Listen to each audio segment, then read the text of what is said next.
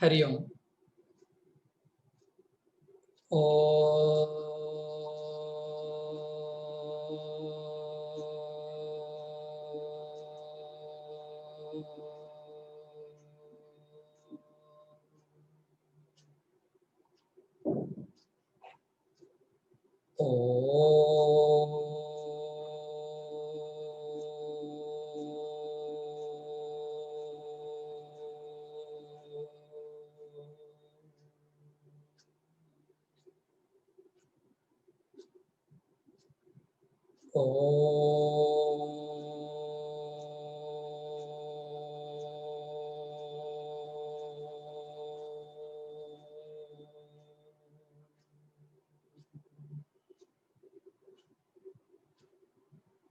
ओम सहनाववतु सहनौ भुनक्तु सह वीर्यं करवावहै तेजस्विनावधीतमस्तु मा विद्विषावहै।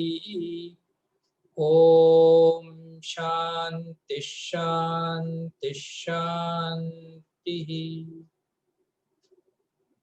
ओम श्रुतिस्मृतिपुराणानाम् आलयं करुणालयं नमामि भगवत्पाद शंकरं लोकशंकरं शंकरं शंकराचार्यं केशवं बादरायणं सूत्रभाष्यकृतौ वन्दे भगवन्तौ पुनः पुनः। ओम वसुदेवसुतं देवं कंसचानूरमर्दनं देवकी परमानन्दं कृष्णं वन्दे जगद्गुरुं। सच्चिदानन्दरूपाय विश्वोत्पत्त्यादिहेतवे तापत्रयविनाशाय श्रीकृष्णाय वयं नुमः। ॐ समस्तजनकल्याणे निरतं करुणामयं नमामि चिन्मयं देवं सद्गुरुं ब्रह्मविद्वरं सद्गुरुं ब्रह्मविद्वरम्।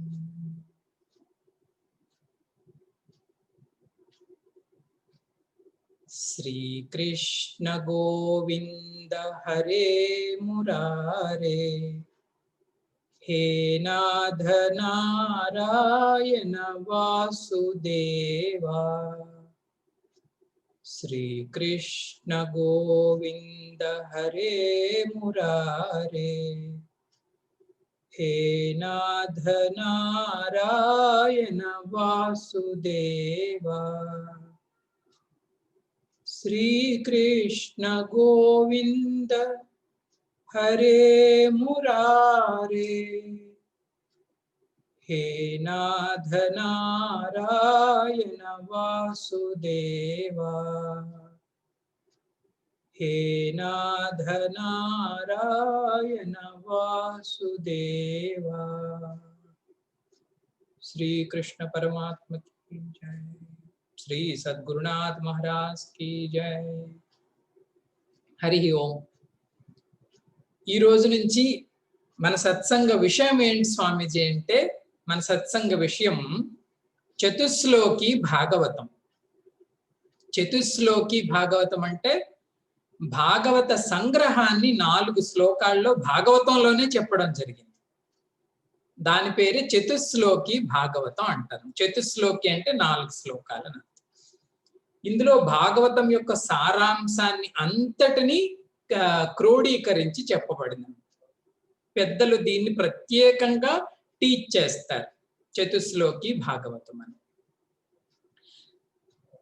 స్వామీజీ, ఈ చతుశ్లోకి భాగవతంలో మనకి కృష్ణ కథ, విష్ణు కథ ఏమైనా ఉంటాయా స్వామి అంటే, చతుశ్లోకి భాగవతంలో ఏమీ ఉండవు. తత్వమే ఉంటుంది. శ్రీకృష్ణ పరమాత్మ యొక్క తత్వం ఏంటి, దాని ద్వారా నాకు లాభం ఏంటి అని. మరి ఇటువంటిది ఒక భక్తి శాస్త్రంలో ఎలా స్వామి చేర్చారు? ఒక భక్తి శాస్త్రంలో ఈ జ్ఞాన విషయాన్ని పెట్టి ఇది భాగవత సారాంశం అని ఎలా అంటారు స్వామీజీ అండి అంటే, అందుకే దీని పేరు సారాంశము అన్నారు. సారాంశము అంటే భాగవతాన్ని అంతటినీ మనం వడకట్టి సారం తీస్తే ఏమొస్తుంది, దాని ద్వారా నేనేం నేర్చుకోవాలో ఈ చతుశ్లోకి భాగవతంలో చెప్పబడి ఉందన్నమాట. సో దీనికన్నా ముందుగా అసలు భాగవతం అంటే ఏంటి? ఎందుకంటే మన సత్సంగాల్లో మొదటిసారిగా భాగవతం గురించి మనం చర్చించుకుంటున్నాం. పెద్దలు చెప్తారు, మా ఆచార్యజీ కూడా చెప్పేవారు, భాగవత శ్రవణం ఎప్పుడు లభిస్తుందండి అంటే జన్మాంతర కృతం పుణ్యం తదా భాగవతం లభేత్ అనే ఒక సూత్రం ఉందండి. జన్మాంతర కృతం పుణ్యం, మనం జన్మ జన్మాలలో చేసినటువంటి ఆ పుణ్యం పక్వానికి వచ్చినప్పుడు, ఆ పుణ్యం రిజల్ట్స్ ఈల్డ్ చేస్తున్నప్పుడు మనకి భాగవత శ్రవణ భాగ్యం కలుగుతుంది. తదా భాగవతం లభేత్ అని పెద్దలు కీర్తిస్తారు. అంత విశేషమైన గ్రంథం శ్రీమద్ భాగవతం. మన సనాతన ధర్మంలో 3 ముఖ్యమైన గ్రంథాలండి. ఈ మూడింటిని ముఖ్యమైన గ్రంథాలుగా కీర్తిస్తాం. స్వామీజీ ఏంటవి? మొదటి వాటి పేరు శృతి. శృతి అంటే వేదం, ఇవి 4, ఇది మనకు తెలిసింది. రెండవ దాని పేరు స్మృతి. స్మృతి గ్రంథాలు అంటాం. భగవద్గీత స్మృతి గ్రంథంలోనికి వస్తుంది, శృతి కాదు భగవద్గీత. భగవద్గీత అని, మనుస్మృతి అని, గౌతమ స్మృతి అని చాలా స్మృతి గ్రంథాలు ఉన్నాయి. ఇది 2, శృతి స్మృతి. మూడవ దాని పేరు ఏంటి స్వామీజీ అంటే దాని పేరు పురాణం అంటారు. అందుకే భగవత్పాదులు మనం కీర్తించినప్పుడు ఎలా చెప్పుకున్నామండి? శృతి స్మృతి పురాణానాం ఆలయం కరుణాలయం అని కీర్తించుకున్నాం. ఈ 3 ముఖ్యమైనవి, శృతి స్మృతి పురాణం. ఈ పురాణాలలో 18 మనం ముఖ్యమైన పురాణాలుగా కీర్తిస్తాం. ఇదంతా మన సనాతన సంస్కృతి తెలిసిన వాళ్ళకి ఇది తెలిసిన విషయమే. పురాణాలు ఎన్నండి అంటే పురాణాలు 18. 18 పురాణాలలో ఒక పురాణం శ్రీమద్ భాగవతం. అయితే శ్రీమద్ భాగవతానికి మిగతా పురాణాలతో సమానంగా పెద్దలు పోల్చరు. ఎందుకంటే మనకు తెలిసిందే, మిగతా పురాణాలేవి మనం చదువుకోం, పేర్లు కూడా మనకు తెలియవు. కానీ శ్రీమద్ భాగవత పురాణం మాత్రం ఇంటింటా ప్రతి పసిపాపకి కూడా మనం ఉగ్గుపాలతో సహా టీచ్ చేస్తాం. భాగవతంలో ఏముందో, ఇది కృష్ణ కథ నాయన, ఇది గజేంద్ర మోక్షం, ఇది ప్రహ్లాద చరిత్ర అని అన్ని మనం మన పిల్లలందరికీ బోధిస్తాం. శ్రీమద్ భాగవతానికి ఇచ్చినటువంటి ప్రత్యేకత విశేషత మరి దేనికి మనం ప్రసాదించాం. అందుకే శ్రీమద్ భాగవతాన్ని ఏమంటారండి అంటే మహాపురాణం అంటారు. 18 పురాణాలు, శ్రీమద్ భాగవతం మాత్రం మహాపురాణం. తర్వాత పురాణాన్ని సంబోధించినప్పుడు కూడా ఏమని సంబోధిస్తాం స్వామీజీ అంటే శ్రీమద్ భాగవత పురాణం అంటాం. ఇది పుస్తకం కాదు. మరేంటి స్వామీజీ ఇది శ్రీమతం.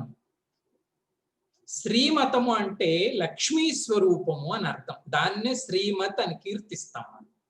శ్రీమద్ భగవద్గీత అంటాం, శ్రీమద్ రామాయణం అంటాం, అలాగే శ్రీమద్ భగవద్గీత. ఏ లక్ష్మి స్వామి ఉంటుందండి అంటే 2. అంతర్గత లక్ష్మిని ప్రసాదిస్తుంది భాగవతం.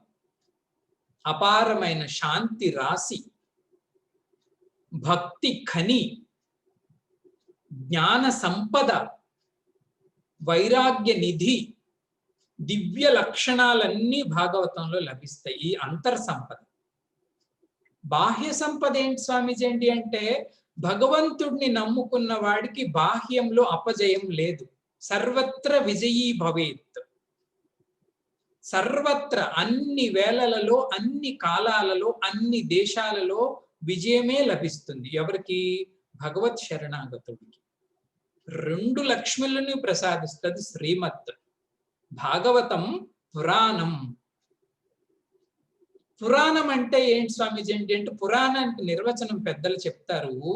పురా అపి నవః.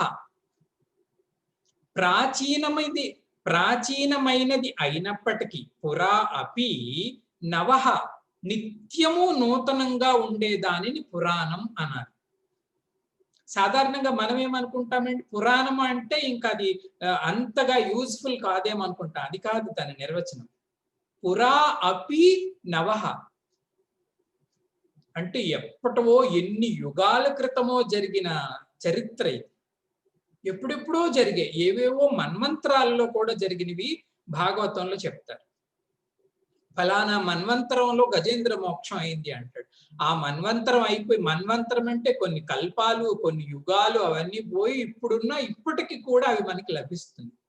ఇవాళ గజేంద్ర మోక్షాన్ని మనం విన్నా మనకు భగవత్ స్పృహ కలుగుతుంది. అది పురా అపి నవః పురాణం. బాగుంది స్వామీజీ. మరి స్వామీజీ భాగవతం అంటే ఏంటి స్వామీజీ? పెద్దలు వేన్నోళ్ళ కీర్తించారు ఈ భాగవతం అన్న పదాన్ని. భాగవతం అనే పదాన్నే ఎంతో మంది మహాత్ములు ఎన్నో రకాలుగా కీర్తించారు. అంత దివ్యమైన పదం భాగవతం. అయితే మా పెద్దలు మాకు భాగవతానికి 3 అర్థాలను చెప్పారు. అరే బాబు, భాగవతం అంటే ఇది, భాగవతం అంటే ఇది, భాగవతం అంటే ఇది 3 నిర్వచనాలు. మొదటి నిర్వచనం ఏంటంట, భాగవతం అంటే ఏంటో, భగవతః అయం ఇతి భాగవతం. భగవతః అయం అంటే ఇది, భగవతః అంటే సాక్షాత్తు భగవంతుడే. అంటే అర్థమేంటి? భాగవతం అనేది పుస్తకం కాదు, భాగవతము అంటే సాక్షాత్తు భగవంతుడి యొక్క స్వరూపం. 11వ అధ్యాయంలో 11వ స్కందంలో భాగవతంలో శ్రీకృష్ణ పరమాత్మ ఇంకా నిర్ణయించుకుంటాడు ఆయన. ఏమని? నేను ఇంకా అవతారాన్ని సమాప్తం చేసుకుంటాను అంటే శ్రీకృష్ణ కథని ఇంకా నేను ముగించుకుంటాను, దేహం విడిచిపెట్టేస్తాను. ఆ టైంలో శ్రీకృష్ణ పరమాత్మకి అత్యంత సఖుడు ఉద్ధవుడు, అత్యంత ప్రీతికరమైన భక్తుడు. స్వామికి ఇద్దరే ఇష్టం, ఒకడు అర్జునుడు, రెండోవాడు ఉద్ధవుడు. ప్రీతి, సఖులు, స్నేహితులు. ఉద్ధవుడికి హింట్ అందుతుంది, ఎందుకంటే స్వామి ఏదో మనస్పరంగా హింట్ ఇచ్చుంటాడు. ఏమని? నేను ఇంక వెళ్ళిపోతాను వైకుంఠానికి, ఇక సెలవు అని. అది ఉద్ధవుడు తట్టుకోలేకపోతాడు.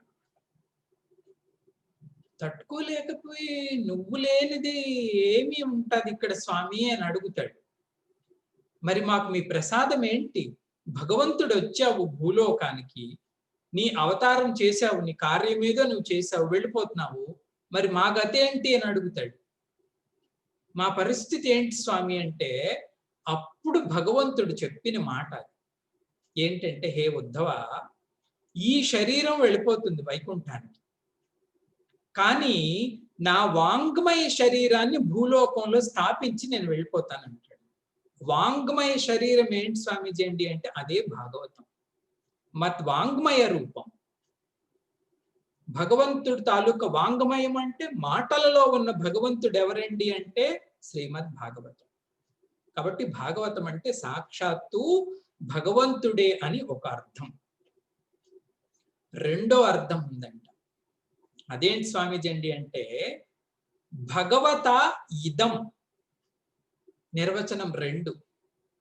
భగవత ఇదం అంటే అర్థం ఏంటండి అంటే, భగవంతుడి యొక్క 5 అంగాలు భాగవతంలో దర్శనమిస్తాయంట. భగవంతుడి యొక్క సామగ్రి అది. భగవంతుడి యొక్క 5 అంగాలు ఏంటి స్వామీజీ? 5 అంగాలు. 1 భగవంతుడి యొక్క నామం. భగవన్ నామం ఎక్కడ దొరుకుతుందయ్యండి? భాగవతం. మనం అనుకుంటాము భగవన్ నామాన్ని చాలా లైట్ గా మనం తీసుకుంటాం, కానీ కాదు. భగవన్ నామమే తారక మంత్రం.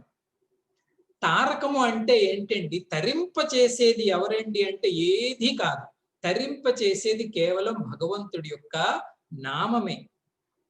అందుకే రామనామాన్ని తారక మంత్రము అంటారు. ఏమి మీరేం చేయాల్సిన లేదు, శ్రీరామ శ్రీరామ అనండి చాలు. భగవన్ నామం. రెండు భగవత్ రూపం, భగవంతుడి యొక్క సామాగ్రి. భగవంతుడి యొక్క రూపం ఎక్కడ దొరుకుతుందండి? భాగవతానికి రండి. భగవత్ లీల, లీల అనే దానిని దేనిని అనాలి స్వామీజీ అండి అంటే, భగవంతుడు ఒక క్రియ చేస్తాడు, కానీ ఆ క్రియ మన మానవ మస్తిష్కానికి అర్థం కాదు. వాటి పేరే లీలలు అంటాం, భగవత్ లీల. నాలుగవది భగవంతుడి యొక్క గుణం, నామ రూప లీల గుణం. భగవంతుడి యొక్క గుణగణాలు ఏంటండి? భగవంతుడి యొక్క గుణగణాలను ఎక్కడ చూస్తాం? భాగవతానికి రండి. ఆఖరిది ధామం. ధామము అంటే భగవంతుడు నివసించి ఉండే స్థలం, తీర్థం. భగవంతుడి యొక్క తీర్థం ఏదండి అంటే శ్రీమద్ భాగవతం. ఈ 5 భగవంతుడి యొక్క పంచ అంగాలు అంటారు. నామ రూప గుణ లీల ధామాలు. ఇది రెండవ అర్థం. ఇవన్నీ దొరికేది భాగవతం. మూడవది అత్యంత ముఖ్యమైనది ఏంటంటే, భాగవతం అంటే ఏంటండి అంటే, భాగవతము అంటే భక్తులు. భాగవతంలో ఏం దొరుకుతుందండి? ప్రహ్లాద చరిత్ర ఉందండి, గజేంద్ర చరిత్ర ఉందండి, కుంతి చరిత్ర ఉందండి, రంతిదేవుని చరిత్ర ఉంది, శబరి చరిత్ర ఉంది, సుధాముడి చరిత్ర ఉంది.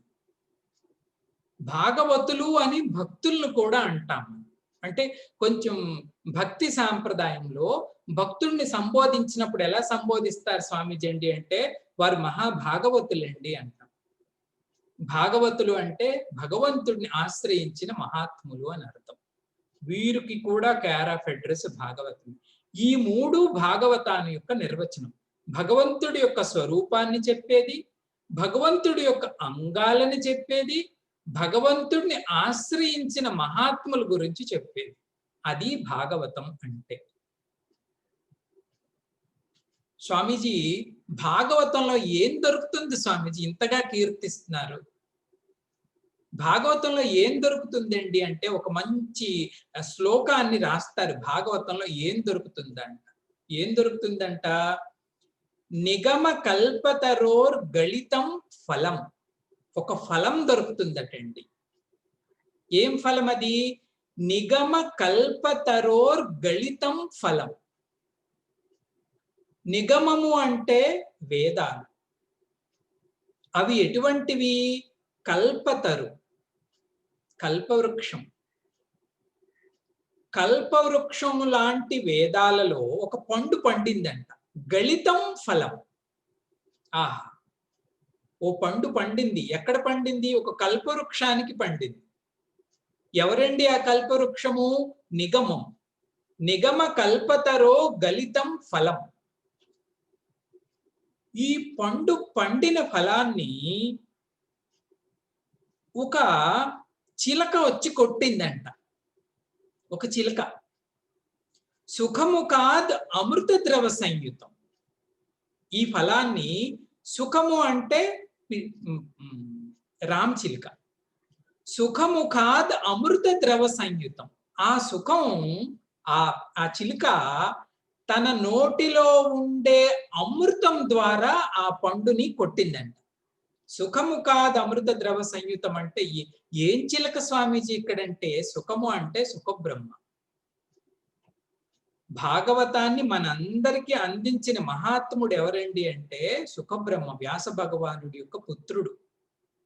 భాగవతానికి అధీశుడు ఆయన. భగవంతుడు అంటే చెప్పగలిగిన వాడు ఎవరండి అంటే సుఖుడు. ఆ సుఖముఖాద్ అమృత ద్రవ సంయుతం. మొట్టమొదట ఆయనే కొట్టాడు ఈ పండుని. ఎవరండి సుఖుడు అంటే?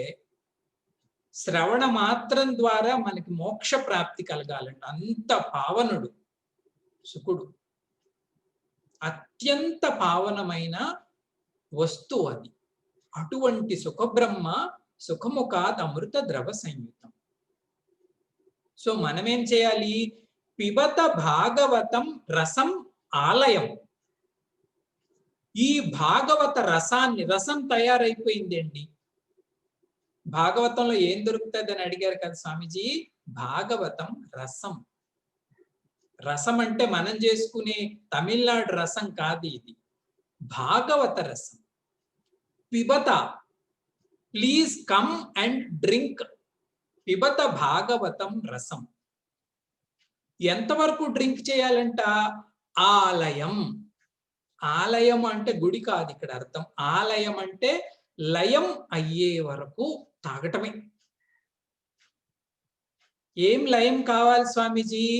మన మనస్సు భగవంతుడిలో సమాధి లయం అయ్యే వరకు తాగాలంట. చిన్న చిన్న భక్తి కాదు, సమాధి లయం అయ్యే వరకు మన మనస్సు పిబత భాగవతం రసం. ఆలయం. రసికా భువి భావుకాహ. ఎవరండి దీన్ని తాగటానికి అర్హులు? రసికులు. రసికులు అంటే టేస్ట్ తెలిసిన వారు.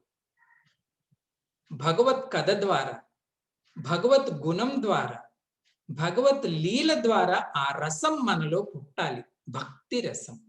భువి భావుకాహ. భువిలో ఉన్నటువంటి అందరూ అర్హులే. నిగమ కల్పతరోర్ గళితం ఫలం సుఖముఖాద్ అమృత ద్రవ సంయుతం పిబత భాగవతం రసమాలయం రసికా భువి భావుకాహ. ఇది భాగవతం యొక్క విశేషం. స్వామీజీ, భాగవతాన్ని ఎవరు రచించారు స్వామీజీ? కర్త ఎవరు స్వామీజీ అంటే, కర్త శ్రీమద్ వేదవ్యాస భగవానుడు. ఎన్ని శ్లోకాలు ఉన్నాయి స్వామీజీ అంటే 18,000 శ్లోకాలు ఉన్నాయి భాగవతంలో. 18,000 శ్లోకాలని 12 స్కందాలలో స్వామి నిర్మించటం జరిగింది. భాగవతంలో ఎన్ని స్కందాలు ఉన్నాయండి అంటే 12 స్కందాలు ఉన్నాయి. ఎన్ని శ్లోకాలు ఉన్నాయండి అంటే 18,000 శ్లోకాలు ఉన్నాయి.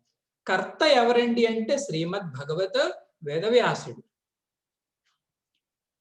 12 స్కందాలకి కూడా 12 విశేషాలు ఉంటాయండి. ఈ స్కందంలో ఇది ప్రధానంగా చర్చించుకునే అంశం. ఈ స్కందంలో ఇది ప్రధానంగా చర్చించుకునే అంశం. అది ఒక ప్రత్యేకమైన సైన్స్. ఎప్పుడైనా భాగవత సప్తాహాలు జరిగినప్పుడు ఈ విశేషాలన్నీ చెప్తారు. ఇవి భాగవతం యొక్క విషయాలు. స్వామీజీ, భాగవతం వినటం ద్వారా ఏం లభిస్తుందండి అంటే పెద్దలు నిర్వచనం చెప్పారు. భాగవతం వినటం ద్వారా ప్రయోజనం ఏంటంట? భక్తి జ్ఞాన విరాగానాం స్థాపనాయ ప్రకాశితం. ప్రకాశితం అంటే భాగవతం చేసే పనేంటయ్యా అంటే 3 స్థాపిస్తాదంట. ఏం 3? భక్తి జ్ఞాన విరాగ స్థాపన. ఆధ్యాత్మిక మార్గంలో ముఖ్యమైనవి ఈ 3. భగవంతుడి యందు భక్తి, తత్వము యందు జ్ఞానం, ప్రాపంచిక విషయాల యందు వైరాగ్యం. లేదంటే అనాత్మ విషయాల అందు విముఖత. ఈ 3 స్థాపించగలిగే ఏకైక గ్రంథం శ్రీమద్ భాగవతం. ప్రయోజనం ఏంటి స్వామీజీ అంటే ఇది.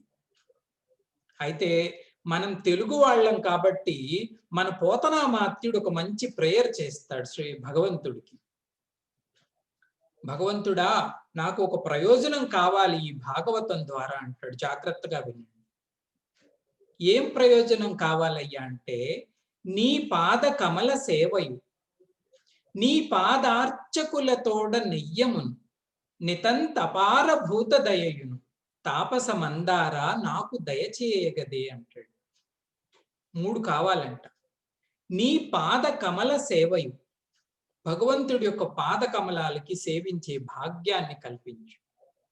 నీ పాద అర్చకులతోడ నెయ్యమును, సత్సంగం కావాలి స్వామి. ఎవరిది? నీ పాద అర్చకులు అంటే నాలాగే ఎంతో మంది నిన్ను ఆశ్రయించిన వారు ఉంటారు కదా, వారితో నాకు స్నేహం కావాలి. నీ పాద అర్చకులతోడ నెయ్యమును నితంత అపార భూత దయయును, అపారమైన భూత దయ నాకు కావాలి. అందరం చూసినప్పుడు నాకు ప్రేమ భావమే పుట్టాలి. నితంత అపార భూత దయయును హే తాపస మందార నాకు దయసేయగదే అంటాడు.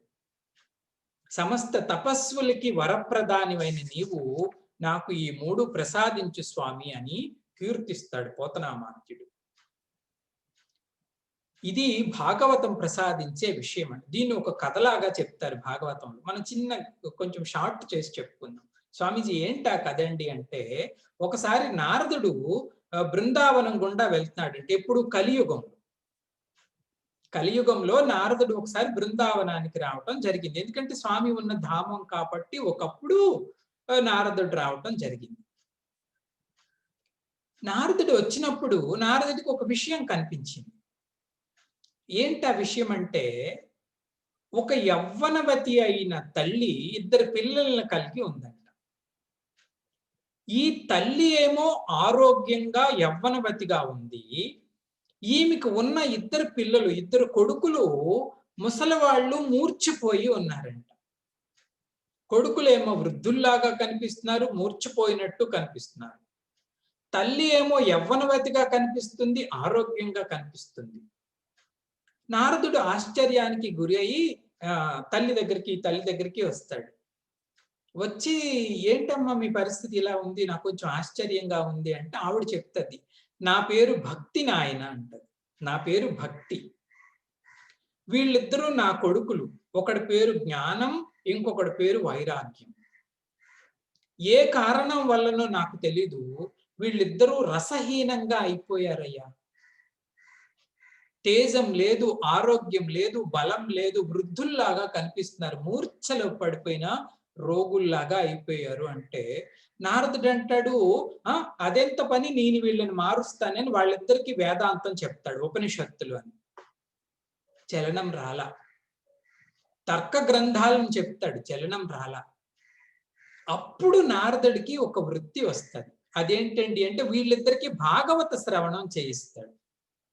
శ్రీకృష్ణ పరమాత్మ యొక్క లీల గుణాలని వివరిస్తాడు. వివరిస్తే ఈ 2 కుర్రవాళ్ళు కూడా రీజెన్యువేట్ అవుతారు. వీళ్ళిద్దరికీ శక్తి వచ్చింది, బలంగా తయారయ్యారు, ఆరోగ్యంగా అందంగా తయారయ్యారు. అంతకుముందు బికారీల్లాగా ఉండేవారు వీళ్ళు. అప్పుడు ఆమె అడుగుతుంది, స్వామి ఎలా మీరు చేయగలిగారండి అంటే, అప్పుడు నారదుడు చెప్తాడన్నమాట, భక్తిహీనమైన జ్ఞానము, భక్తిహీనమైన వైరాగ్యము ఇలాగే ఉంటాయమ్మా అంటాడు. ఇది యథార్థం. ఏ సాధకుడి విషయంలోనైనా ఇది 100% యథార్థం. నేను ఉత్తి డ్రై నాలెడ్జ్ పట్టుకొని ఉంటానని కూర్చున్నాడు అనుకోండి, వాడిలో ఎటువంటి రసము ఉండదు. పిప్పి ఊరికే ప్రపంచాన్ని ద్వేషించడం మొదలు పెట్టాడు అనుకోండి వైరాగ్యం పేరుతో. ప్రపంచం భగవత్ స్వరూపం అని మీ శాస్త్రాలు చెప్తున్నాయి, సమస్తం సచరాచరం అంతా భగవంతుడే అని చెప్తున్నాయి, నువ్వేమో తన్ని తోసేస్తున్నావు. ఏమయ్యా, నీ అండర్స్టాండింగ్ లోనే ఏదో తప్పు ఉంది. భక్తి చేసే మేలు ఇది. భక్తి రసస్వరూపం, ఆనందదాయకం, ఆశ్రిత వత్సలం. భక్తిని ఆశ్రయించిన వాడికి పతనం ఉండదు. ఎందుకంటే వాడు ఎప్పుడు భగవంతుడిని పెట్టుకుంటాడు రక్షణగా. స్వామి అంటాడు ఏమేనంటే, స్వామి ఉన్నా భయపడక, ఏం భయపడుతుంది. కాబట్టి భక్తి లేకపోవటం వల్ల ఈ 2 ఇలా జరిగాయమ్మా. కాబట్టి భక్తి ప్రధానమైనది అని నారదుడు చెప్తాడు. భక్తి అంటే ఏంటండి? భక్తి అంటే ప్రేమ. ప్రేమ లేనిదే దేన్నైనా తెలుసుకోగలమా? ప్రేమ ఒక గొప్ప వస్తువుపై ఉంటేనే అంతకన్నా తక్కువ వస్తువులు వదిలేయటానికి మనం ఇష్టపడతాం. కాబట్టి మూల ధాతువుని మనం ఎప్పుడూ సాధకులుగా విడిచిపెట్టకూడదు. మేము జ్ఞాన అన్వేషణ చేస్తామండి, 100% రైట్, తప్పకుండా చెయ్యాలి. జ్ఞాన అన్వేషణ చేసి నువ్వు చివరిగా చేరుకునేది భగవంతుడినే. సచ్చిదానంద స్వరూపము అంటే, ఆత్మస్వరూపము అంటే వెంకట చైతన్య కాదు, మరొక రామారావు కాదు, కృష్ణారావు కాదు. ఆత్మ అంటే భగవంతుడు, సమస్త లోకానికి అధిష్టాన చైతన్యం. దానిని ప్రేమించటం పేరే భక్తి. ప్రేమించకుండా అది దొరకదు. దానిని ఇష్టపడకుండా దానిని మనం స్వాధీనం చేసుకోలేము. బుద్ధి ద్వారా, యుక్తి ద్వారా, మేధస్సు ద్వారా, పుస్తక పఠనం ద్వారా లొంగదు. వరణం ద్వారానే లొంగుతుంది. ఆ వరణం పేరే భక్తి. ఈ భక్తి అంతటికి కేర్ ఆఫ్ అడ్రస్ ఏంటి స్వామీజీ ఏంటి అంటే శ్రీమద్ భాగవతం. అందుకే మన పెద్దలు సంఘానికి క్యాటర్ చేస్తునేటప్పుడు శాస్త్రాన్ని, భాగవతాన్ని అంత ఉత్కృష్టమైన స్థానంలో ఎందుకు ఉంచారండి? ఈ ప్రయోజనార్థమే. అందరూ ఉపనిషత్తులే చదువుకోండి అని చెప్పేవచ్చుగా, కానీ అది జరగలేదు. కారణం ఏంటండి అంటే ఆ ప్రయోజనాన్ని తీర్చగలిగే ఉద్గ్రంథం ఉంది, అదే శ్రీమద్ భాగవతం. కాబట్టి భాగవతం భక్తి రసధారి. బాగుంది స్వామీజీ. మరి ఈ భాగవతం ఎలా పుట్టింది? దీని వెనకతల ఉన్నటువంటి చరిత్ర ఏంటండి అంటే పెద్దవాళ్ళు చెప్తారు. శ్రీమద్ భాగవతానికి పరంపరని మొదట ప్రారంభించినది సాక్షాత్తు నారాయణుడు. నారాయణ భగవానుడు ఈ చతుశ్లోకి భాగవత రూపంలో భాగవతాన్ని బ్రహ్మకి అందించాడు. సృష్టికర్త అయిన బ్రహ్మకి. బ్రహ్మ భాగవతాన్ని తన పుత్రుడు అయినటువంటి నారదుడికి అందించాడు. పరంపర. నారాయణుడేమో బ్రహ్మకి, బ్రహ్మ ఏమో నారదుడికి. నారదుడు వేదవ్యాసుడికి భాగవతాన్ని బోధిస్తాడు. వేదవ్యాసుడు శుకుడికి బోధిస్తాడు, తన పుత్రుడైన సుఖబ్రహ్మకి. శుకుడు పరీక్షిత్తుకి భాగవత సప్తాహాన్ని నిర్వహించి భాగవతాన్ని ఆయన కర్త చేస్తాడనమాట. ఇది భాగవతం యొక్క సంపూర్ణ పరంపర. నారాయణుడి నుంచి బ్రహ్మ, బ్రహ్మ నుంచి నారదుడు, నారదుడు నుంచి వ్యాసుడు, వ్యాసుడు నుంచి శుకుడు, శుకుడు పరీక్షిత్తుని శ్రోతగా పెట్టుకొని భాగవతాన్ని ఇవ్వటం జరిగింది. ఇది భాగవతం యొక్క సంపూర్ణ పరంపర. ఈ కథ మనకు తెలిసిందే. పరీక్షిత్తు శాపగ్రస్తుడు అయిపోతాడు, శపిస్తారు పరీక్షిత్తుని. అది ఏం చిత్రమో చూడండి. అంటే ఏదైనా గొప్ప కార్యం జరగవలనప్పుడు ఏదో ఒక లీల జరుగుతుంది. పరీక్షిత్తు తన జీవితంలో చేసినది ఒకే ఒక తప్పు అంట. అదేంటి స్వామీజీ ఆ తప్పు అంటే, మంచి చక్రవర్తి పరీక్షిత్తు, భాగవత భక్తుడు, శ్రీకృష్ణుడు భక్తుడు పరీక్షిత్తు.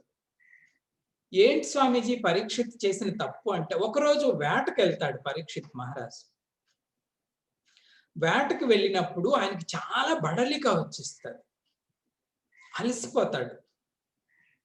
నీళ్లు తాగకపోతే చచ్చిపోతానేమో అన్నంత దాహం వేస్తుంది పరీక్షిత్కి. వేసినప్పుడు పక్కనే ఒక ఋషి ఆశ్రమం ఉంటే ఆశ్రమంలోకి వెళ్తాడు పరీక్షిత్. ఈయన వెళ్ళినప్పుడు ఏమైందంట, ఈయన బ్యాడ్ లక్, ఆ ఋషి అప్పటికి ధ్యానం చేసుకుంటున్నాడు, ఆయన తపస్సు చేసుకుంటున్నాడు భగవంతుడి పైన. ఈయన నాకు చాలా దాహంగా ఉంది ఏ ఋషివరా, కొంచెం మంచినీళ్ళు పొయ్యు అని అడిగాడు. పాప ఆయనకి వినిపిస్తే పోసేవాడు, ఆయన మంచి వ్యక్తే, ఆయనకి వినిపించలే. యథార్థం ఇది. వినిపించకపోతే మరి ఈయన దాహ బడలికలో ఉండబట్టి ఈయనకి కోపం ఎక్కువ వచ్చింది. వచ్చి ఏం చేశాడంట, చక్రవర్తిని నేను మంచినీళ్ళు అడుగుతుంటే ఇవ్వకుండా నువ్వు ధ్యానం చేసుకుంటావా, నన్ను అవమానిస్తావని ఏం చేశాడంట, అక్కడే చచ్చిపోయినటువంటి ఒక పాము ఉంటే ఆ పాముని తీసి ఆ ఋషి మెడలో వేసేసి వెళ్ళిపోయాడంట కోపానికి. ఈయన వెళ్ళిపోయిన తరువాత ఈ ఋషి ఇంకా ధ్యానంలోనే ఉన్నాడు. ఆయన కొడుకు వచ్చాడు, చిన్నపిల్లడు. కొడుకు వచ్చి చూసేసరికి నాన్నగారు తపస్సు చేసుకుంటూ ఉంటే నాన్నగారు మెడలో ఎవడో పాము పడేసి పోయాడు అని వాడికి కోపం వచ్చి వాడు ఏం చేశాడంట, ఎవరైతే ఈ దుష్కార్యాన్ని చేశారో ఈ రోజు నుంచి 7 రోజుల్లో వాడు మరణించుగాక అని శపించేసి. చిన్నపిల్లడే కానీ ఋషిపుత్రుడు, తథాస్తు అయిపోయింది.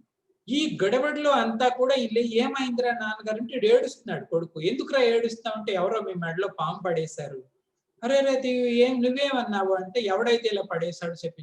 ఆయన అప్పుడు జ్ఞాన చక్షుతో చూస్తాడు, ఇదంతా ఎలా జరుగుతుంది, చక్రవర్తి పరీక్షిత్ జరిగిందిరా అని కొడుకుకు వెంటనే చెప్తాడు. అరే చాలా తప్పు చేశావు నువ్వు, పరీక్షిత్ చాలా ఉత్తమమైన చక్రవర్తి, సరే ఏది జరిగిందో జరిగిపోయింది.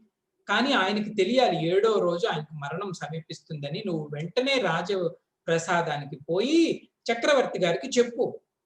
సార్ ఇలా జరిగింది, ఇది కథ జరిగింది. సో మీకు 7వ రోజు ఆఖరి రోజు అండి. ఈ పిల్లడెళ్ళి చెప్తాడు. చెప్పినప్పుడు చూడండి పరీక్షిత్ యొక్క గొప్పతనం. పరీక్షిత్తుకి ఋషి మీద కోపం రాలేదు. శాపాన్ని నన్ను శపించాడు, ఈ పిల్లడే శపించాడని వాడి మీద కోపం రాలేదు. అరే నా సమస్త ఐశ్వర్యాలని వదిలిపోతున్నాను, భోగాల మీద లాలస రాలేదు. పరీక్షిత్కు వైరాగ్యం వచ్చింది. ఏమని వైరాగ్యం వచ్చిందంట? నా చేతిలో ఇంకా 7 రోజులు ఉన్నాయి. ఈ 7 రోజుల్లో నేను మోక్ష సాధనకు ఉపయోగించుకొని టక్కన అక్కడే విడిచిపెట్టేశాడు. అది కట్టుబట్టంతా బయటకు వెళ్ళిపోయాడు. ఎక్కడికి వెళ్ళిపోయాడండి అంటే హరిద్వారానికి వెళ్ళిపోయాడు అంతే. భగవద్ అన్వేషణ కోసం 7 రోజుల్లో నేను భగవంతుని చూసుకుంటాను, నా చేతిలో 7 రోజులు ఉన్నాయని గంగా నది తీరంలో మఠం వేసుకొని కూర్చుంటాడు ఆయన. ఇది భగవంతుడికి తెలిసింది. భగవంతుడికి తెలిసి సుఖబ్రహ్మని ప్రోత్సహిస్తాడు. నువ్వు పో, నువ్వు వెళ్ళి వాడికి ఏం కావాలో అది ఇవ్వు అని. కాకపోతే సాక్షాత్తు సుకుడు రావటం ఏంటండి? సుకుడు సామాన్య, వ్యాసుడు ఇంకా తక్కువ సుకుడు కన్నా. సాక్షాత్తు సుకుడు నడిచి వస్తాడు పరీక్షిత్తు దగ్గరికి, దండం పెడతాడు. పరీక్షిత్తుకు తెలుసు, ఆహా దివ్య దర్శనం కలిగింది, ఏదో గొప్ప మేలు నాకు జరగబోతుంది. ఎందుకంటే సాధువు, మహాసాధు, దివ్య పురుషుడి యొక్క దర్శనం నాకు కలిగింది అని సాష్టాంగం పడతాడు. ఏమైందిరా అంటే కథంతా చెప్తాడు. చెప్పి ఒకటి అంటాడు, ప్రభు 7 రోజులు నా చేతిలో ఉన్నాయి, 7 రోజుల్లో నేను మోక్షాన్ని పొందగలనా అంటాడు. మూర్ఖుడా, 7 రోజులు ఎందుకు, 2 క్షణాలు చాలు అని ఆయన ఒక కథ చెప్తాడు. పూర్వం మీ వంశంలోనే ఒక చక్రవర్తి ఉండేవాడు. ఆయన ఇంద్రాది దేవతలకి కూడా సహాయం చేసేవాడు. ఒకసారి స్వర్గలోకంలో ఉన్నప్పుడు ఆయనకు వార్త వస్తుంది. ఏంటి ఆ వార్త అండి అంటే, 2 ఘడియలలో మీరు మరణిస్తారు, మీ మరణం సిద్ధంగా ఉంది అంటే. ఆయన టక్కన ఉన్న ఫలంగా సర్వసంగ పరిత్యాగాన్ని ఆ 2 ఘడియలే భగవంతుడిని ధ్యానించి భగవంతుడిలో లీనమైపోయాడురా, నీకు 7 రోజులు ఉన్నాయి అంటే నాకు శరణం మేరు అంటాడు పరీక్షిత్. శరణం మీరు అంటే సుఖబ్రహ్మ యొక్క పరిస్థితి ఎలాంటిదండి అంటే ఆయన మహావిరాగి. గోదోదకం అంటారు. గోదోదకం అంటే ఆవు పాలు పితికే టైం. గోదోదకానికి తీసుకున్న టైం కన్నా ఏ ప్రాంతంలోనూ అంతను మించిన టైం ఆయన ఉండరంట. అంత టైమే ఉంటారంట. ఆ తర్వాత అక్కడ విడిచిపెట్టేసి వెళ్ళిపోతాడు. అంటే ఏ పదార్థం మీద రమించే మనస్తత్వం కాదు సుకుడిది. అటువంటి మహాత్ముడు 7 రోజులు అక్కడ నిలబడి భాగవత సప్తాహాన్ని సుకుడు వచ్చాడు అని హరిద్వార్ ఋషికేశ్లో కబురు తెలియంగానే సమస్త ఋషులు, సమస్త మునులు, దేవతలు, సత్పురుషులు, సాధువులు అందరూ వేల కొలది చేస్తారండి మొట్టమొదటి భాగవత సప్తాహం. అత్యంత పావనమైనది. సుఖముఖాత్ అమృత ద్రవ సంయుతం. శుకుడు నోటి నుంచి వచ్చినది ఏంటండి అంటే ఈ భాగవతం. 7 రోజులు భాగవత సప్తాహం అయిన తరువాత ఆఖరి ప్రశ్న వేస్తాడు శుకుడు పరీక్షిత్కి. భగవంతుడు కథ అంతా విన్నావు కదా, ఇప్పుడు ఈ శరీరం నేను, ఇది 7 రోజుల్లో చచ్చిపోతుంది అన్న భావం పోయిందా? నీ దివ్యతత్వం నీకు అర్థమైందా అని అడుగుతాడు. అడిగితే పరీక్షిత్ ఏమీ అనడు. పరీక్షిత్ కళ్ళు మూసుకుంటాడు. పరీక్షిత్ సమాధిగ్రస్తుడైపోయాడు, ఆ దివ్యతత్వంలో లీనమైపోయాడు. సుఖబ్రహ్మ అక్కడ పరీక్షిత్తును విడిచిపెట్టేసి ఆయన వెళ్ళిపోతాడు. ఆ తర్వాత తక్షకుడు వచ్చి నామమాత్రంగా పరీక్షిత్ యొక్క శరీరాన్ని పొడుస్తుంది ఆ పాము. పరీక్షిత్ శరీరం పడిపోతుంది. కానీ పరీక్షిత్ అప్పటికే బ్రహ్మ అయిపోయాడు. ఇది భాగవతం యొక్క మహా సాధన ఏంటి స్వామీజీ భాగవతంలో అంటే శ్రవణం. భాగవత పెద్దలు చెప్తారు, మనం మానవ జన్మ ఎత్తినందుకు ఒక్కసారి అయినా భాగవత సప్తాహ శ్రవణం చేయాలి. భాగవత సప్తాహం అది సామాన్యులు ఎవరు చెప్పలేరండి. భాగవత సప్తాహం స్వామి తేజోమయానంద్ గారు చెప్తారు. తక్షణ మోక్షం. 7 రోజులు అక్కడ సమస్త ఋషి ముని మనం కళ్ళతో చూడొచ్చు. శుకుడే వచ్చి చెప్పుతున్నాడా అనుకుంటాం మనం. అది వాళ్ళ యొక్క తాకత్తు. భాగవత సప్తాహం అంటే అసామాన్యం. అపార పుణ్య ఫలం ఉండాలి. అత్యంత నియమ నిష్టలతో దివ్యమైన భక్తి రసం అక్కడ పండిస్తారు. భాగవత శ్రవణంలో గొప్పతనం ఏంటి స్వామిజీ అండి అంటే, ఈ శ్రవణం ద్వారా మన హృదిలో హరిని బంధిస్తామంట. ఇది జరుగుతుందంట. ఇది నియమం. భాగవత శ్రవణంలో శ్రవణ మాత్రాన్నే హరిని హృదయంలో బంధించేది ఏంటండి అంటే కేవలం భాగవత శ్రవణం మాత్రమే. మరి ఎక్కడా భగవంతుడిని మనం తాడేసి కట్టలేము. భాగవతుడిని తాడు పెట్టి కట్టేది ఏంటండి అంటే అంత దివ్యమైన అందుకే చెప్తారు, జన్మాంతర కృతం పుణ్యం తథా భాగవతం లభేత్. భాగవతం లభిస్తుంది ఏంటి అంటే ఏదో జన్మాంతరాలలో మనం పుణ్యం చేసుకున్నట్టు లెక్క. ఎప్పుడైనా అవకాశం వస్తే విడిచిపెట్టద్దు. భగవంతుడికి కూడా మనం ప్రార్థన చెయ్యాలి. మా పుణ్యవశంలో ఏదో ఒక టైంలో ఈ భాగ్యం కలిగితే బాగుండు భగవంతుడా అని. భాగవత సప్తాహ శ్రవణం అంత విశేషమైన భాగ్యంగా పెద్దవాళ్ళు కీర్తిస్తారు. స్వామీజీ మరి ఈ చతుశ్లోకి భాగవతం అన్నారు కదా, దీంట్లో విషయం ఏంటండి అంటే మొదట మనం చెప్పుకున్నట్టే భాగవత సారాంశాన్ని అంతటిని 4 శ్లోకాలలో సాక్షాత్తు నారాయణుడే బ్రహ్మకి ఉపదేశించడం జరిగింది. ఎప్పుడు స్వామీజీ ఉపదేశించటం జరిగింది? దీని అవసరం ఏముంది స్వామీజీ అండి అంటే, భగవంతుడికి సృష్టి చెయ్యాలి అన్న సంకల్పం వచ్చినప్పుడు ఆయన నాభి నుంచి బ్రహ్మ ఉద్భవం జరిగింది. పద్మంలో బ్రహ్మ పుట్టాడు, చతుర్ముఖ బ్రహ్మ. చతుర్ముఖ బ్రహ్మ పుట్టినప్పుడు ఆయన పరిస్థితి ఏంటి స్వామీజీ అండి అంటే ఏమీ కనిపించటం లేదు. ఇప్పుడు సృష్టి ఉంది, అప్పుడు సృష్టి లేదు. ఏది కనిపించటం లేదు. ఆకాశం కూడా లేదు. చూడండి అక్కడ పరిస్థితి ఎలా ఉంది. శూన్యం కూడా లేదు. శూన్యం కూడా సృష్టిలో భాగమే. అంటే ఏముందో మనకు తెలియదు. మనకు ఆ విషయం మన బుద్ధి ఏమీ లేదు. అప్పుడు బ్రహ్మకి ఏం అర్థం కాదు. నేనెవరు, నేనేంటి, ఏం కనిపించటం లేదు ఏమి అని బ్రహ్మ తడబడ అవుతూ ఉంటే ఆయనకు 2 శబ్దాలు వినిపిస్తాయి బ్రహ్మకి. ఆ శబ్దాలు ఏంటి స్వామీజీ ఏంటి అంటే తపహ తపహ. అప్పుడు ఆయనకు అర్థమవుతుంది, ఓహో నేను తపస్సు చెయ్యాలి, ఇదేంటి నేనేంటో తెలుసుకోవాలని ఆయన తపస్సు చేస్తాడు. ఈ తపస్సు ఎన్నాళ్ళు చేశాడో బ్రహ్మకే తెలియదంట. ఈ తపఫలంగా నారాయణుడు బ్రహ్మకి ప్రత్యక్షం అవుతాడు. సాక్షాత్తు నారాయణ భగవాన్. నారాయణుడు బ్రహ్మకు ప్రత్యక్షం అయినప్పుడు భాగవతంలో చెప్తాడు, నారాయణుడు ప్రత్యక్షం అయ్యంట బ్రహ్మ యొక్క చెయ్యి ఇలా పట్టుకున్నాడటండి భగవంతుడు. బ్రహ్మ చెయ్యి ఇలా పట్టుకునేసరికి బ్రహ్మకి అర్థమైంది. ఏమర్థమైంది స్వామీజీ? భగవద్ దర్శనం అండి. మనం చెయ్యి పట్టుకున్నట్టు కాదు కదా అనుభవం. ఆయనకి తెలిసింది భగవంతుడు పట్టుకున్నాడు కాబట్టి. స్వామి అని శరణ వేడి ప్రార్థిస్తాడు. అప్పుడు నారాయణుడు బ్రహ్మకు చెప్తాడు ఏమని, నువ్వు నా బిడ్డవి, ఈ సృష్టి అంతటిని రచించే కార్యక్రమం నీకు అప్పగిస్తున్నాను. నువ్వు సృష్టికర్తగా సృష్టి చెయ్యి అంటే బ్రహ్మ నేను తప్పకుండా చేస్తాను, మీ ఆజ్ఞ, మీరు ఏది చేయమంటే అది నేను చేస్తాను.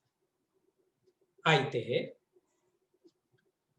నాకు 3 ప్రశ్నలు ఉన్నాయి.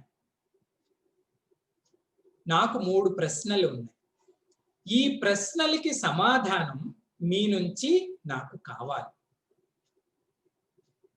అని ప్రార్థిస్తాడు బ్రహ్మ నారాయణ. అంటే చతుశ్లోకి భాగవతానికి ముందు వచ్చే పోర్షన్ అదంతా. ఏంటి ఆ ప్రశ్నలంటే, 1, హే పరమాత్మ, మీ యొక్క పరస్వరూపం ఏంటి, అపరస్వరూపం ఏంటి? ఇది మొదటి ప్రశ్న. పరస్వరూపం అంటే నిర్గుణ నిరాకార బ్రహ్మ పరస్వరూపం. అపరస్వరూపం అంటే సగుణ సాకార బ్రహ్మ. ఈ రెండింటికి సంబంధించిన జ్ఞానం నాకు కావాలి. ఇది మొదటి ప్రశ్న. అంటే అర్థం ఏంటి? నిష్ప్రపంచమైనప్పుడు మీరెవరు? ప్రపంచరహితంగా భగవంతుడు ఎవరు? ప్రపంచ సహితంగా భగవంతుడు ఎవరు? ఇది మొదటి ప్రశ్న. రెండో ప్రశ్న, స్వామి నువ్వు ఈ అనంతమైన కర్మకు నన్ను వినియోగిస్తున్నావు. సృష్టి కర్మ చేయమంటున్నాడు కదా. ఈ కర్మ ద్వారా నాకు బంధనం రాకూడదంటే ఏ జ్ఞానం నాకు అవసరం? ఆ జ్ఞానం చెప్పు. రెండు. మూడవది, నువ్వు ఈ అఖండమైన సృష్టి కార్యక్రమం చేయమన్నప్పుడు నాకు అపారమైన కీర్తి లభించవచ్చు, అపారమైన సంపద లభించవచ్చు, అపారమైన ఐశ్వర్యం లభించవచ్చు. వీటి అన్నింటి ద్వారా నాలో అభిమానం పుట్టకూడదు అంటే ఏ జ్ఞానం అవసరమో అది చెప్పు. ఈ మూడు ప్రశ్నలు. ఈ మూడు ప్రశ్నలని బ్రహ్మ స్వామిని అడుగుతాడు. అంటే దీని అర్థం ఏంటో తెలుసా అండి? కర్మలోనికి వెళ్ళక ముందే బ్రహ్మ సావధాన పడ్డాడు, బ్రహ్మ అలర్ట్ అయ్యాడు. అది జ్ఞాని యొక్క లక్షణం, విద్యార్థి యొక్క లక్షణం. ప్రపంచ రంగాన్ని మనం ఫేస్ చెయ్యక ముందే దానికి సంబంధించిన జ్ఞానం మనకి తెలియాలి.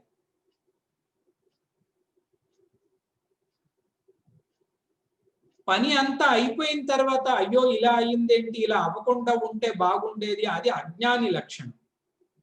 కానీ బ్రహ్మ సావధాన పడ్డాడు, అలర్ట్ అయ్యాడు. ఎందుకంటే పెద్దవాళ్ళు చెప్తారు, కర్మని అంత సులభంగా తీసుకోకూడదంట. కర్మ క్లేశం, క్లేశం అంటే దోషం, ఈ రెండు కలిసి ఉంటాయటండి. ఉదాహరణ చెప్తారు, అగ్ని ఎక్కడుంటే అక్కడక్కడ ధూపం ఉంటుంది కదండి. అగ్ని ఉంది అంటే పొగ ఉంటుంది. అలాగే కర్మ ఉంది అంటే కర్మ పక్కనే కర్మ యొక్క దోషం ఉంటుంది. అందుకే సన్యాసి మార్గంలో ఉన్న వాళ్ళు ఏం చెప్తారు, అసలు సర్వ కర్మనే త్యజించేయాలి. అది ఉంటేనే మనకి ఏదో ఒకటి నష్టాన్నే కలిగిస్తుంది, అంతరంగాన్ని పాడు చేసేస్తుంది. కాబట్టి డ్రాప్ ఆల్ యాక్టివిటీస్, ఏ పని చేయొద్దు అంటారు, కర్మనే సన్యాసించేయాలంటారు. ఎందుకయ్యా అంటే దానికి సూత్రం ఉంది, ఇదే సూత్రం. కర్మ ఉంది అంటే దాని పక్కన దోషం ఉంటుంది. ఎందుకు స్వామీజీ కర్మ ఉంటే దోషం ఉంటుందండి అంటే జాగ్రత్తగా వినండి. కర్మ రజోగుణం ద్వారా పుడుతుంది. మనం తెలుసుకున్నాం, సత్వగుణం ఉంది అంటే జ్ఞానం పుడుతుంది, రజోగుణం ఉంది అంటే కర్మ పుడుతుంది, తమోగుణం ఉంది అంటే బద్ధకం పుడుతుంది. కర్మ రజోగుణం ద్వారా పుడుతుంది. రజోగుణానికి అధికారి ఎవరండి అంటే రజోగుణానికి అధికారి అహంభావం. రజోగుణానికి కెప్టెన్ ఎవరనుకున్నారు? సమస్త రజోగుణాన్ని నడిపిస్తున్నది ఎవరనుకున్నారు? నేను నేను అని అహంభావం. నేను అది, నేను ఇది, నేను చేస్తాను, నేను చెయ్యను, దీనంతటికి అధికారి అహంభావం. అహంభావం ఉంది అంటే పతనం అవుతుంది, పతనం అయిపోతాము అని శాస్త్రాలు చెప్తున్నాయి. కాబట్టి బ్రహ్మ సావధాన పడడం జరిగింది, ఎలర్ట్ అయ్యాడు బ్రహ్మ. కర్మని అంత ఈజీగా మనం తీసుకోకూడదు. నేను వెళ్ళటానికి ముందే నేను ఏ రకంగా ప్రిపేర్ అవ్వాలి అని. ఈ చతుశ్లోకి భాగవతం అంటే మనం చెప్పుకోబోయే భాగవతం ద్వితీయ స్కందంలో 9వ అధ్యాయంలో వస్తుంది. Second canto 9th chapter. So స్వామి ప్రత్యక్షమయ్యి బ్రహ్మని అడిగారు, ఏంటని? నీకు ఏ వరం కావాలంటే ఆ వరం కోరు అన్నప్పుడు బ్రహ్మ ఈ వరాలను కోరటానికి సిద్ధమయ్యాడు అన్నమాట. దీనికి కూడా మహాత్ములు చెప్తారు, గొప్పవాళ్ళు వచ్చినప్పుడు మనం ఏం కోరాలి, మహాత్ములు వచ్చినప్పుడు మనం ఏమి వాళ్ళ నుంచి ఆశించాలి అంటే ఇది ఆశించాలి. భగవంతుడి గురించి తెలుసుకోవటం మొదటిది ఆశించాలి. 2, నాలోన ఉన్న దోషాలు పోవాలంటే నేనేం చెయ్యాలి? ఈ 3 ప్రశ్నల యొక్క సారాంశము ఇంతే. మొదటి ప్రశ్న భగవంతుడి గురించి తెలుసుకోవాలి. రెండవది నాలో ఉండే దోషమంతా పోవాలి అంటే నేనేం చెయ్యాలి? ఈ రెండింటికి సంబంధించిన జ్ఞానాన్ని మీరు ప్రసాదించండి అని స్వామిని అడిగారు. కాబట్టి గొప్పవాళ్ళు వచ్చినప్పుడు ఏమి అడగాలో కూడా మనం అలర్ట్ గా ఉండాలి. అయితే మన దగ్గర ఉన్న టెక్స్ట్ తీయండి. మొదటి 2 శ్లోకాలు ఉపోద్ఘాతం అంటారు. మనం పంపించిన PDF లో ఆఖరి 4 శ్లోకాలు చతుశ్లోకి భాగవతం అంటారు. ఈరోజు మొదటి 2 చూస్తాం. ఏముంది స్వామీజీ అందులో? శ్రీ భగవానువాచ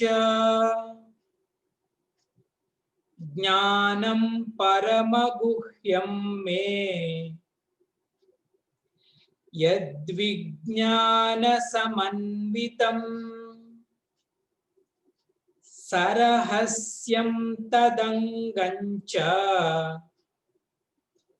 గృహాన గదితం మయా. శ్రీ భగవానువాచ జ్ఞానం పరమగుహ్యం మే తద్విజ్ఞాన సమన్వితం సరహస్యం తదంగంచ గృహాన గదితం మయా. స్వామి ఇచ్చిన మొట్టమొదటి ఆన్సర్ ఇది. శ్రీ భగవాను వాచ. భగవంతుడు చెప్పాడండి. ఏం చెప్పాడు? జ్ఞానం పరమగుహ్యం మే. మే అంటే నాది. నాది ఏంటి? పరమగుహ్యం జ్ఞానం. అత్యంత గూఢమైన నా జ్ఞానాన్ని యద్విజ్ఞాన సహితం, విజ్ఞాన సహితంగా ఉండే పరమగూఢమైన నా జ్ఞానాన్ని రెండింటిని జోడించి చెప్తాను వాటికి. ఏంటి? సరహస్యం తదంగంచ. జ్ఞానంలో ఉన్న రహస్యం ఏంటి? జ్ఞానంలో ఉన్న అంగాలు ఏంటి? అంగాలు అంటే నా జ్ఞానంలో ఉన్న భాగాలు ఏంటి? ఇదంతా నేను చెప్పబోతున్నాను. హే పుత్ర, గ్రహాన గదితం మయ. నువ్వు చేయవలసింది ఏంటి? గ్రహాన. నువ్వు దీనిని గ్రహణం చెయ్యాలి. నువ్వు దీన్ని స్వీకరించాలి. గదితం మయ. గదితం మయ అంటే నా ద్వారా చెప్పబడినటువంటి ఈ జ్ఞానాన్ని అని భగవంతుడు చెప్పాడండి. శ్రీ భగవాను వాచ. భాగవతానికి అంతటికి మొట్టమొదటి ఆది శ్లోకం ఇదే. శ్రీ భగవాను వాచ జ్ఞానం పరమగుహ్యం మే యద్విజ్ఞాన సమన్వితం సరహస్యం తదంగంచ గృహాణ గదితం మయా. హే పుత్ర, నువ్వు స్వీకరించు ఈ జ్ఞానాన్ని అని భగవంతుడు చెప్పాడు. పెద్దవాళ్ళు చెప్తారు, శ్రీ భగవాను వాచ అన్నారు కదా, భగవంతుడు అంటే ఎవరు స్వామీజీ? భగవంతుడు అంటే ఏముంది? నారాయణుడు, విష్ణువు అంటాం. కాదట. భగవాన్ అంటే ఏంటండి అంటే ధనవాన్ అని ఎవరిని అంటామండి? ధనం కలిగిన వాడిని ధనవాన్ అంటాం. ఇక్కడ భగవాన్ అనే పదం కూడా ఏంటండి అంటే భగం ఉన్నవాడిని భగవాన్ అనాలి. భగం అంటే ఏంటో చెప్తారు పెద్దలు. అది ఉన్నది ఒక్కడికి, ఆయనే భగవంతుడు. భగ అనే శబ్దం. అదంటే ఏంటి స్వామీజీ? భగ అంటే పెద్దలు చెప్తారు, రాసుకుంటే మంచిదే. ఇది కొంచెం ఫేమస్. ఎలాగో మనం సత్సంగీయులమే కాబట్టి మన దగ్గర నాలెడ్జ్ ఉంటుంది. ఏంటంట భగ అంటే ఐశ్వర్యశ్చ సమగ్రస్య ధర్మశ్చ యశశ్చ శ్రేయః వైరాగ్యంచ మోక్షంచ షన్నాం భగ ఇతి ఈరినః ఐశ్వర్యశ్చ సమగ్రశ్చ ధర్మశ్చ యశశ్చ శ్రియః వైరాగ్యంచ మోక్షంచ షన్నాం భగ ఇతి ఈరినః.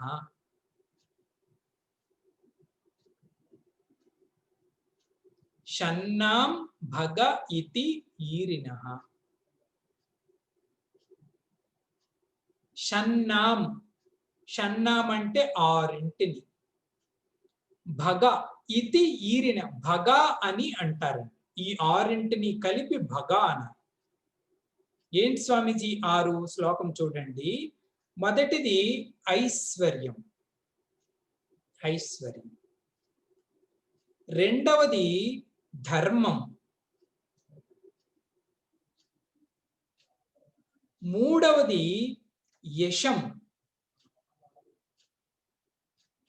నాలుగవది శ్రీ, శ్రీ. ఐదవది వైరాగ్యం. ఆఖరిది ఆరవది మోక్షం. ఐశ్వర్యం, ధర్మం, యశం, శ్రీ, వైరాగ్యం, మోక్షం. ఇవన్నీ ఎలా ఉన్నాయంట? సమగ్రంచ, సమగ్రం అంటే అనంత పరిమాణంలో ఉంది. ఆరు ఉండటమే కాదు, ఆరు ఎలా ఉండాలండి? ఈ ఆరు అనంత పరిమాణంలో ఎవరి దగ్గర ఉంటాయో ఆ సిరిని భగ అంటారు. ఈ సిరి కలవాడిని భగవాన్ అంటారు. భగవానుడు అంటే వీడు. అనంతమైన ఐశ్వర్యం ఉండాలండి. అది ఖర్చు కాదు. సృష్టి ఎప్పుడు స్టార్ట్ అయింది చూడండి. ఖర్చు మనం చేస్తున్నాం, ఆయన ఇస్తూనే ఉన్నాడు. ఐశ్వర్యం. ధర్మం, అధార్మికుడు కాదు, నిత్యము నియమనిష్టలకి కట్టుబడ్డవాడు. ధర్మం. యశః, భగవంతుడు కీర్తి, స్త్రీ కీర్తి, అపకీర్తి కాదు. యశః. శ్రీ, శ్రీ అంటే సంపద. ఇంకా వైరాగ్యం. ప్రజలకు ఎంత అపోహ అంటే వైరాగ్యము అంటే అదేదో పనికి మాలిన వస్తువు అనుకుంటాం కదా. కాదు. వైరాగ్యము భగవంతుడి యొక్క సంపద. ఎవరి దగ్గరైనా నిజంగా వైరాగ్యం ఉంటే వాళ్ళకి భగవంతుడు స్పెషల్ గా ఇచ్చిన గిఫ్ట్ అది.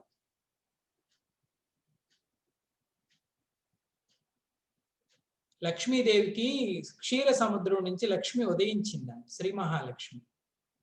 ఉదయించినప్పుడు ఆమె ఆమె ఆమె ఆమె స్వరూపమే లక్ష్మి, అందరికీ కావాలి.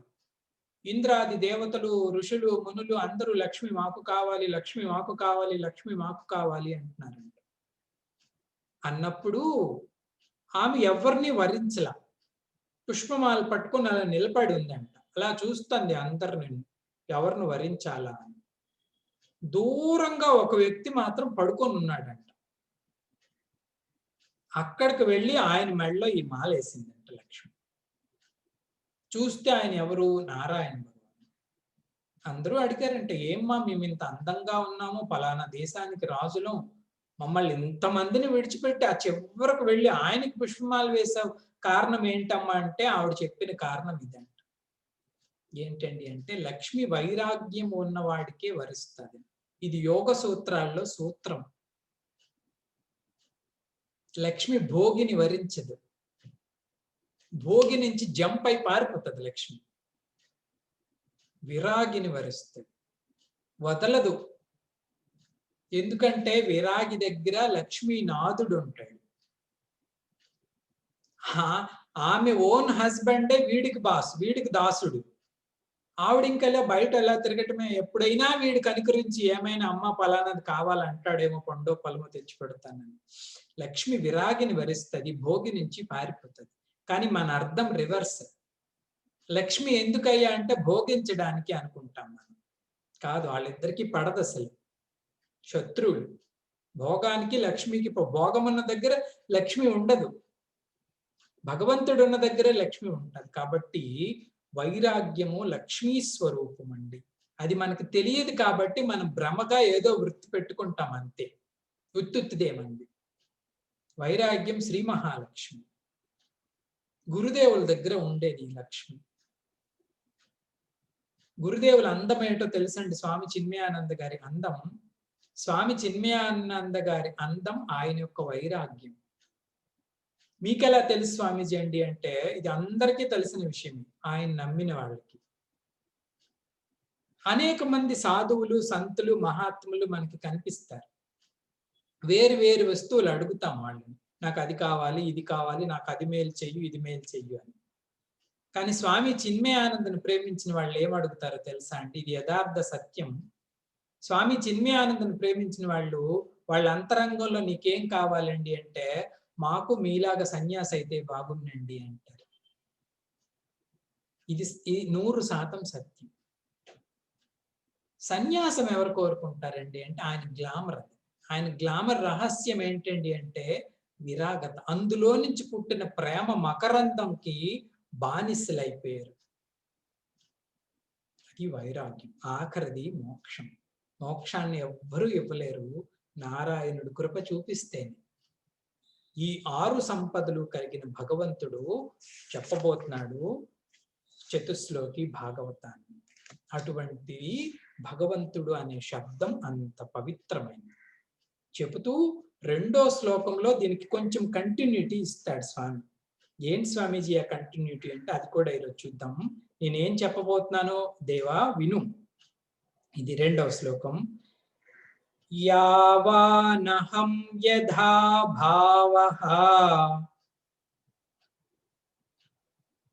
యద్రూపగుణ కర్మకః తథైవ తత్వవిజ్ఞానం అస్తు తే మదనుగ్రహాత్. యావానహం యథా భావః యద్రూపగుణ కర్మకః తథైవ తత్వవిజ్ఞానం అస్తు తే మదనుగ్రహాత్. హే పుత్ర, మద అనుగ్రహాత్, నా అనుగ్రహం ద్వారా నీకు కొంత చెప్పబోతున్నాను. ఏం చెప్పబోతున్నావు స్వామి? యావాన్ అహం. అహం అంటే నేను, యావాన్ అంటే ఎంతవరకు నేనున్నాను అంటే దీని అర్థం ఏంటండి అంటే నేనంటే ఏంటో చెప్పబోతాను. యావాన్ అహం యథా అభావ. యథా అభావ అంటే ఎక్కడెక్కడ నేను వసించి ఉంటాను. ఇంకా యద్ రూప గుణ కర్మకః, ఆ వస్తువు యొక్క రూపము, ఆ వస్తువు యొక్క గుణము, ఆ వస్తువు యొక్క కర్మ. యద్ రూప గుణ కర్మకః తథైవ తత్వ విజ్ఞానం, దాన్ని తెలుసుకునే తత్వ విజ్ఞానం. తథైవ తత్వ విజ్ఞానం అస్తుతే, నీకు కలుగుగా. ఎలా కలుగుతుంది ఇదంతా? మద అనుగ్రహాత్, నా అనుగ్రహం ద్వారా ఇదంతా నీకు కలగాలి అని నేను చెప్పబోతున్నానని చెప్పాడు. అందుకే పెద్దవాళ్ళు ఏం చెప్తారండి అంటే భగవంతుడి యొక్క జ్ఞానం భగవంతుడి యొక్క కృప వలన కలుగుతుంది, మన సాధన వలన కాదు అంటారు. సాధారణంగా మిగతా విషయాలన్నీ ప్రపంచంలో ఎలా సాధించుకుంటామండి? సాధన చేసి సాధించుకుంటాం. 4 సంవత్సరాలు చదివితేనే ఇంజనీరింగ్ పట్టా వస్తుంది. 4 సంవత్సరాలు సరిగా చదవకపోతే నీకు పట్టా రాదు. 10 లక్షలు పెడితేనే కారు వస్తుంది, ఇంత డబ్బు పెడితేనే ఇల్లు వస్తుంది. మరి భగవత్ జ్ఞానం ఎలా వస్తుంది స్వామీజీ అండి అంటే నీ సాధన యొక్క పరిమాణం తక్కువ. అప్లికేషన్ పెట్టడం వరకే అంటారు మా ఆచార్యజీ. నీ సాధన యొక్క పరిమాణం తక్కువ, భగవంతుడి యొక్క కృపా రాశి ఎక్కువ. మద అనుగ్రహాత్, పైవన్నీ కూడా నీకు తెలుస్తాయి.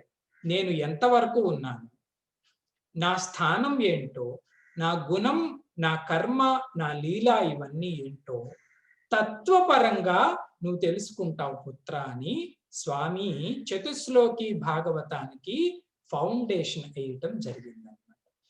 రేపటి నుంచి ఈ చతుశ్లోకి భాగవతంలో భగవంతుడు బ్రహ్మకి ఏం చెప్పాడో మనం తెలుసుకోబోతున్నాం.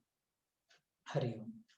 ఓం పూర్ణమదః పూర్ణమిదం పూర్ణాత్ పూర్ణముదచ్యతే పూర్ణస్య పూర్ణమాదాయ పూర్ణమేవావశిష్యతే. ఓం శాంతి శాంతి శాంతి. హరి ఓం. శ్రీ గురుభ్యో నమః. హరి ఓం. హరి ఓం.